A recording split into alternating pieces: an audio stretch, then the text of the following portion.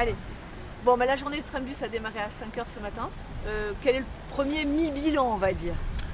Plutôt un bilan satisfaisant. Déjà, l'ensemble des trambus circulent tout à fait normalement, dans de plutôt bonnes conditions. Je ne pourrais pas vous dire que c'est totalement assuré à la minute près, hein. On a effectivement quelques petits couacs à gérer. C'est le premier jour d'exploitation, mais c'est aussi important de pouvoir les régler assez rapidement. On a vu parfois quelques trambus se suivre. Il faut simplement améliorer les conditions de régulation pour que tous les trambus soient parfaitement réguliers, encore une fois, pour le bon confort des usagers. Oui, apparemment il y a eu des retards de 40 minutes à 1 heure, mais ça c'est la mise en place ou il y a eu des soucis techniques? Oui, alors moi j'ai pas connaissance de retard de 40 minutes à 1 heure. On a effectivement eu quelques retards bien moins conséquents, mais surtout qui sont liés encore une fois à une amélioration de cette régularité du trambus. C'est le premier jour de prise en main. Par contre, voilà, on voit aussi que les usagers sont au rendez-vous. Les trambus sont plutôt bien fréquentés. J'en ai même vu quelques-uns qui étaient remplis. Moi j'étais dès ce matin à 5h40 dans les rues pour voir un petit peu comment le système fonctionnait et surtout pour voir la montée en puissance notamment de la clientèle. Et là, c'était plutôt une vraie satisfaction de voir enfin le véhicule se remplir. Vous vous donnez combien de temps pour que ça marche parfaitement, pour qu'il n'y ait plus ces petits, par exemple, ce manque de délai, par exemple, entre les trams? Oui, on va dire la semaine devrait pouvoir permettre de gérer, de régler ces petits couacs.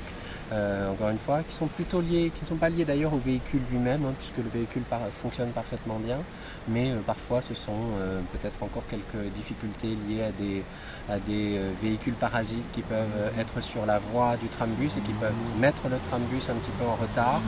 On a encore quelques points de régularité, notamment sur les traversées de carrefour, qui doivent être encore beaucoup plus fluides qu'aujourd'hui. Et puis voilà, donc je pense que d'ici la fin de la semaine, on aura un système qui sera totalement opérationnel et surtout qui donnera satisfaction. Est-ce que vous espérez une hausse de la fréquentation des usagers? C'est bien l'objectif. On a fait ce projet-là aussi pour capter une nouvelle clientèle, hein.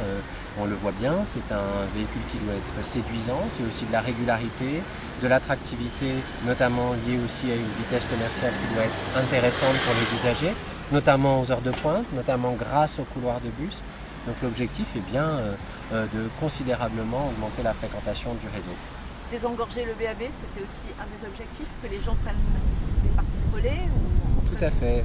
C'est déjà ce sera, j'espère, le cas en tout cas avec la première ligne, puisqu'on a un parc relais qui est construit, aménagé et donc ouvert dès aujourd'hui sur le secteur de Navarre, donc à Bayonne, sur les Hauts-de-Bayonne. Et puis ce sera surtout le cas avec la deuxième ligne, hein, qui sera mise en service dès l'année prochaine, dès le début de l'année prochaine, où là on aura 2 voire 3 parcs de stationnement de très grande capacité, puisque c'est vraiment la vocation de cette deuxième ligne que de convaincre les usagers, notamment en entrée d'agglomération, de laisser leur voiture pour prendre le trambus. Et une dernière question, c'est pas des véhicules parasites, parce que donc, pour l'instant il n'y a que les bus qui sont autorisés à circuler sur les voies de bus, c'est ça? Tout à fait, tout à fait. Et parfois on peut trouver quelques autres véhicules qui n'ont pas forcément lieu de s'y trouver. Et c'est eux effectivement qui peuvent venir parasiter le système de régularité au feu et qui peuvent parfois gérer quelques problèmes de régularité également sur le trambus. Donc c'est important de respecter cette plateforme pour le trambus et surtout important pour les usagers parce que c'est pour eux qu'on l'a fait. C'est vraiment pour leur garantir un bon niveau de service et surtout du confort. Et pour les vélos? Ah, les vélos. Alors la fameuse question sur les vélos. Donc l'objectif, c'est vraiment de travailler sur les continuités cyclables de bout en bout.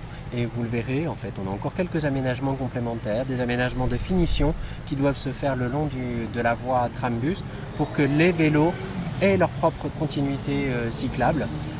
Voilà, il nous reste après, il ne faut pas le cacher non plus, il nous reste quelques sujets importants à traiter, comme par exemple là où nous sommes, le boulevard du BAB, où on doit trouver une solution confortable et satisfaisante pour les cyclistes. Mais ce qui est important, c'est pas de se dire voie bus ou pas voie bus, l'important pour eux c'est d'avoir un vrai confort de continuité cyclable.